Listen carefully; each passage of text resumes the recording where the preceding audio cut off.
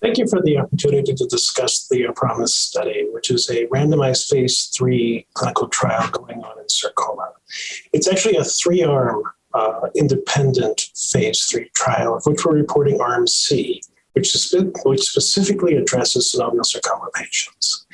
Within arm C was a randomized intention to treat 2-to-1 randomization of patients to either Catequentinib or Dacarbazine. Patients who were randomized to Dacarbazine upon progression could then go on to receive Catequentinib. What we found was that this tyrosine kinase inhibitor improved progression-free survival over Dacarbazine.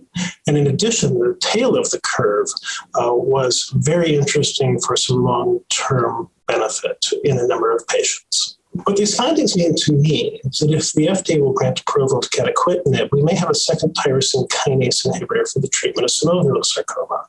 Within the data, prior pazopanib use was allowed.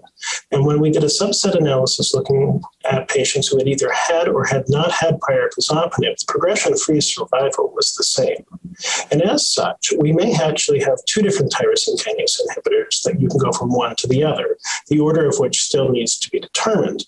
But you now get two chances at using an oral medication instead of IV chemotherapy in the palliative setting. One of the investigator-initiated trials going on in sarcoma right now is the combination of cabozantinib with Ipilimumab and Nivolumab. It is a randomized phase II clinical trial, also randomized 2-to-1, looking at either cabozantinib with Ipilimumab and Nivolumab or cabozantinib. At progression on cabozantinib, Ipilimumab, and Nivolumab are added. It's asking two questions. First, does the combination of all three drugs increase our response rate and our durability over the alliance trial of Ipilimumab and Nivolumab alone?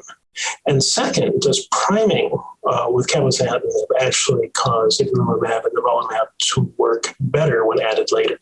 And so we will also get a progression-free survival of cabozantinib itself, which has already been looked at by an NCI study. And so these agents are very interesting. This is a trial ongoing at Washington University, the University of Colorado under Breland Wilkie, and at the University of Pennsylvania under Dr.